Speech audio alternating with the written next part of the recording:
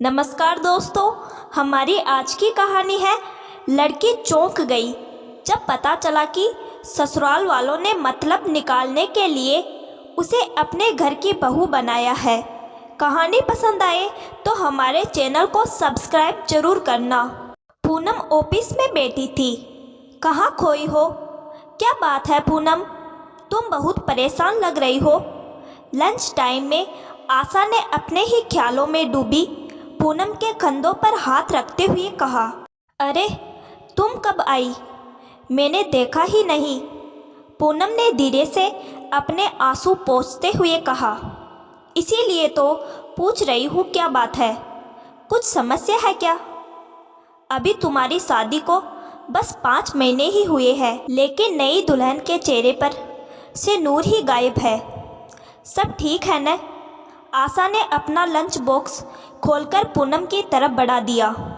बहुत देर तक असमंजस की स्थिति में पूनम कभी आशा को देखती और कभी अपने लंच बॉक्स से खाने का निवाला मुंह पर लाकर वापस रख देती। फिर अचानक उसने कहा, धोखा हुआ है मेरे साथ। आदर्श और सिद्धांत का जामा पहनकर मेरे घर वालों को फंसा लिया और अब धीरे धीरे असली चेहरा सामने आ रहा है। समझ नहीं आता कि लोग इतने घिनौने सोच के कैसे हो सकते हैं। आशा को कुछ समझ नहीं आया।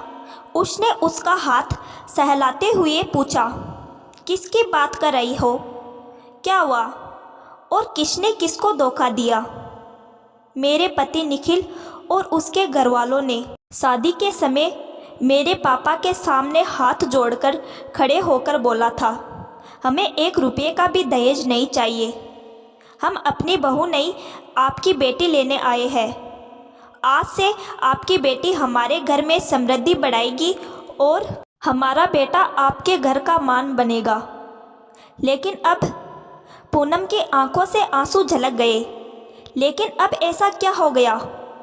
मेरे ससुराल वाले गरीब आवास विकास योजना में अपने ही बैंक से लोन ले रहे हैं और चाहते हैं कि मैं बिना जांच पड़ताल किए उनके लोन को मंजूरी दे दूं। मेरे जरिए करोड़ों का घोटाला करना चाहते हैं और वो चाहते हैं कि मैं उनके इस गलत कामों में उनका साथ दूं। मैंने मना किया तो निखिल और ससुर जी बोले, तुमने क्या सोचा कि तुम्हें यूं ही बिना दहेज के अच्छा पति और ससुराल मिल जाएगा? तुम्हारे और तुम्हारे पापा की हमारे आगे हैसियत ही क्या है? तुम एक बैंकर हो और वो भी फाइनेंस में।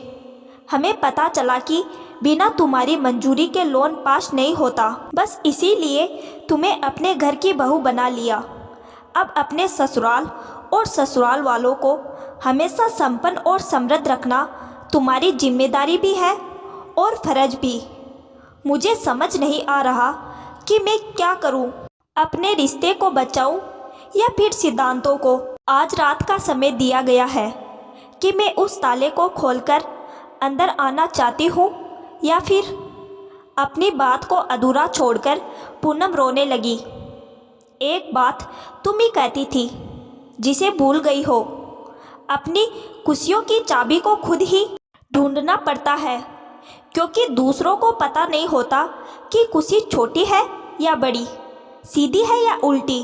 अब तुझे तय करना है कि तुम्हारी आगे की जिंदगी की खुशी उन धोखेबाजों के साथ बढ़ेगी या किसी गलत में जाएगी जिन्होंने शादी को ही व्यापार बना दिया। उनसे कैसी उम्मीद? आगे तू बहुत समझदार है, सोच समझकर फैसला लेना और अपने पापा को निखिल और उसके घर वालों की कुटिलता भी बता देना।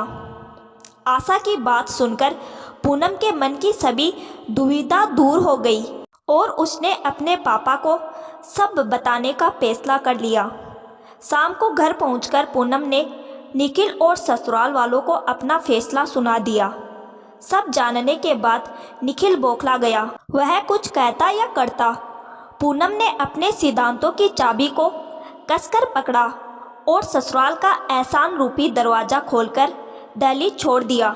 दहलीज के अंदर खड़े सभी स्तब्ध थे। किसी ने नहीं सोचा था कि पूनम का यह फैसला होगा। आपको क्या लगता है कि पूनम का फैसला सही था? क्या उसे मक्कारी की चाबी बनकर निखिल का साथ देना चाहिए था? अपनी राय लाइक और कमेंट के साथ जरूर करें।